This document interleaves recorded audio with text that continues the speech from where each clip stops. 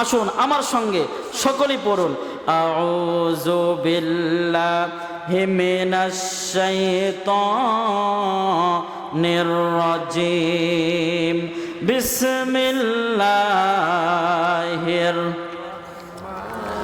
এটা পুরুষ মানুষের পড়া শেষ? হ্যাঁ, পাশে কি মহিলারা আছে নাকি? মহিলা প্যান্ডেল আছে? হ্যাঁ, ওরা হাসতেছে, বলছে এরকম বিলাই মার্কা পুরুষের দরকার। কথা কন না কে? কিছু পুরুষ আছে না, খালি বিলাই যেমন মিউ মিউ করে, ও পুরুষ বইয়ের কাছে খালি মিউ মিউ মিউ, শোনা তো গো, থাকি গো, কলিজা গো, আসি গো, আছে না নাই? বোঝেননি? এরকম মিউ মিউ বিলাই মার্কা পুরুষের বউগুলো খারাপ হয়। কথা বলেন ঠিক কিনা? ও মিউ মিউ করে যায় বাড়ির থেকে, আর বউ, স্বামী বাড়ির থেকে বের হওয়া, আর বউ ফোন নিয়ে তো হ্যালো বলটু হ্যালো, আর সংসার চলে গেল। কথা বলেন ঠিক কিনা? এজন্য পুরুষ মানুষের কণ্ঠ হবে মর্দে মুজাহিদের মতো, সিংহ শাবকের মতো। আমার সঙ্গে পড়েন, বিসমিল্লাহির রহমানির রহিম। নবীজি বললেন, যারা সকল কাজের শুরুতে বিসমিল্লাহ পড়বে, যারা দুনিয়াতে কাজগুলোকে বিসমিল্লাহ দিয়ে শুরু করবে, যাদের সমস্ত কাজগুলো শুরু হবে বিসমিল্লাহ দিয়ে, বাজারে যাওয়ার সময় পড়বে বিসমিল্লাহ, বাজার করতে নিবে বলবে বিসমিল্লাহ, দোকানদারি করবে বলবে বিসমিল্লাহ, অফিসে যাবে বলবে বিসমিল্লাহ, মহিলারা রান্না করবে বলবে বিসমিল্লাহ, বাড়িতে যত কাজ আছে সমস্ত কাজগুলো করবে আর বলবে বিসমিল্লাহ। মুসলমান যখন সমস্ত কাজের শুরুতে বিসমিল্লাহ বলে, নবীজি বললেন দুনিয়াতে যারা বিসমিল্লাহ বলে, যারা বিসমিল্লাহর পক্ষে থাকে, হাসরের ময়দানে বিসমিল্লাহর পক্ষের মানুষগুলোকে এক গ্লাস হাউজে কাউসারের পানি পান করানো হবে। আওয়াজ করে বলেন না সুবহানাল্লাহ। নবীজি বললেন, হাউজে কাউসারের পানি হলো এমন পানি, হাউজে কাউসারের পানি যারা পান করতে পারবে, নবীজি বললেন ওই হাউজে কাউসারের পানি যারা পান করবে, ওই হাউজে কাউসারের পানি যখন হাসরের ময়দানে বিসমিল্লাহর পক্ষের মানুষগুলো পান করবে, নবীজি বললেন 40 বছর পর্যন্ত হাসরের ময়দানে তাদের কোনো তৃষ্ণা লাগবে না। আওয়াজ করে বলেন না সুবহানাল্লাহ। নবীজি বললেন, বিসমিল্লাহর ভিতরে 19টা অক্ষর আছে। কয়টা অক্ষর?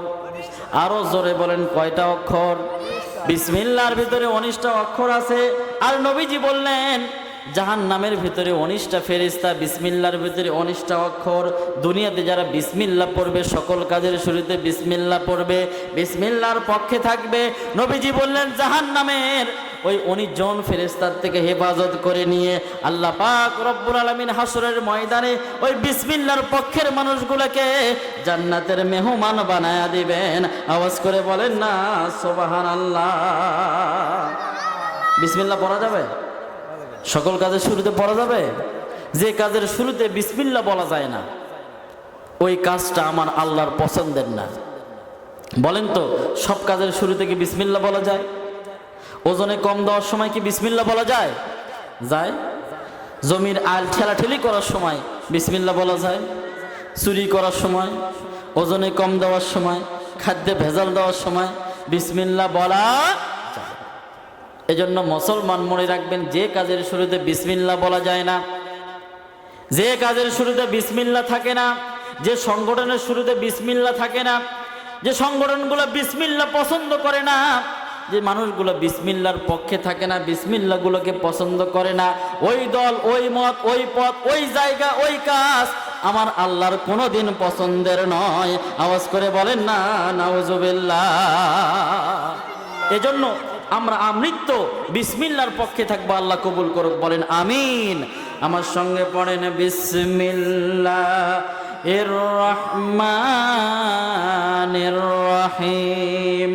কুল হুয়াল্লাহু আহাদ আল্লাহুস সামাদ লাম ইয়ালিদ ওয়া লাম ইউলাদ ওয়া লাম ইয়াকুল লাহু কুফুয়ান আহাদ। আওয়াজ করে বলেন না আল্লাহু আকবার।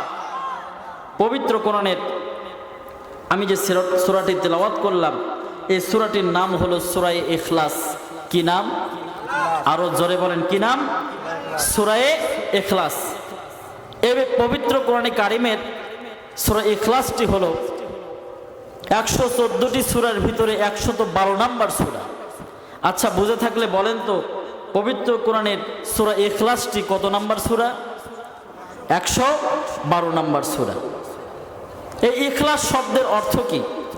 ইখলাস শব্দের অর্থ হলো নির্ভেজাল, খাঁটি, ভেজাল নাই, সমস্ত ভেজাল থেকে মুক্ত, নিরেট। এই সূরাটি নাজিল হয় কখন? নবীজির কাছে একদল মুশরিক এসে জিজ্ঞাসা করলো, ওগো মুহাম্মদ, আপনি যে আল্লাহর কথা বলেন, আপনি যে সৃষ্টিকর্তার কথা বলেন, যে রবের কথা আপনি প্রচার করেন, যার পথে আপনি আসতে বলেন, আসলে আমরা তো আপনার রবের পরিচয় জানি না। ওগো মুহাম্মদ, আপনার রব দেখতে কেমন? এবার নবীজিকে প্রশ্ন করলো, ওগো মুহাম্মদ, আপনার রব দেখতে কেমন? ও মুহাম্মদ, আপনার রব কিসের তৈরি? তিনি কি সোনা, রূপা না মণি মুক্তার? ও মুহাম্মদ, আপনার রবের কি কোনো সন্তান আছে বা উনি কোনো সন্তান কিনা? আমরা জানি দুনিয়াতে কোনো রাজা বাদশাহ মারা গেলে তার সন্তান পরবর্তীতে চেয়ার দখল করে, পরবর্তীতে রাষ্ট্রটা তিনি চালায়। আপনার আল্লাহ যদি মারা যায়, ও মুহাম্মদ, আপনি বলেন আল্লাহর কোনো সন্তান আছে নাকি? আওয়াজ করে বলেন না নাউজুবিল্লাহ। আপনার আল্লাহর কি কোনো বংশ পরিচয় আছে? কোনো সন্তান আছে যে আল্লাহর পরে দায়িত্বভার গ্রহণ করবে? নবীজিকে যখন আসলে মুশরিক তার জানে না আল্লাহর পরিচয় কি, নবীজিকে যখন মহান আল্লাহর পরিচয় জানতে চাইল, ঠিক ওই মুহূর্তে পবিত্র কোরআনে কারিমের সূরা ইখলাস নিয়ে নবীদের প্রতি ফেরেশতা জিবরাইল অবতীর্ণ হয়ে গেলেন। জোরে বলেন সুবহানাল্লাহ। এবার ফেরেশতা জিবরাইল এসে বলেন, ওগো নবীজি, আপনি পড়েন, আমার সঙ্গে পড়েন, বিসমিল্লাহির রহমানির রহিম, কুল হুয়াল্লাহু আহাদ আল্লাহুস সামাদ লাম ইয়ালিদ ওয়া লাম ইউলাদ ওয়া লাম ইয়াকুল লাহু কুফুয়ান আহাদ। আওয়াজ করে বলেন না আল্লাহু আকবার। নবীজির প্রতি সূরা ইখলাস অবতীর্ণ হয়ে গেল। জিবরাইল বলতেছে, ওগো রাসূল, আপনি পড়েন কুল হুয়াল্লাহু আহাদ, বলেন আল্লাহ এক এবং একক, আল্লাহুস সামাদ, আল্লাহ তাআলা অমুখাপেক্ষী। এই পৃথিবীর জমিনে আল্লাহ তাআলার কোনো কিছুরই প্রয়োজন নাই, কোনো কিছুরই দরকার নাই। পৃথিবীর সমস্ত মানুষের দরকার আল্লাহর কাছে। কথা বলেন ঠিক কিনা? এবার ফেরেশতা জিবরাইল বলে, ওগো নবীজি, আপনি পড়েন লাম ইয়ালিদ ওয়া লাম ইউলাদ। মুশরিকরা জানতে চায় আল্লাহর কোনো সন্তান আছে কিনা, আল্লাহ কারো সন্তান হয় কিনা।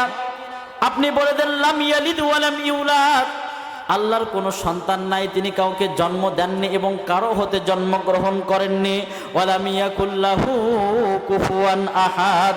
আওয়াজ করে বলেন না আল্লাহু আকবার।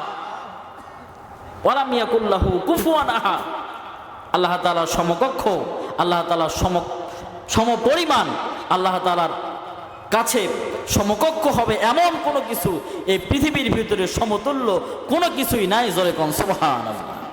মহান রবের পরিচয় আল্লাহ তাআলা সূরা ইখলাসের ভিতরে দিয়ে দিলেন।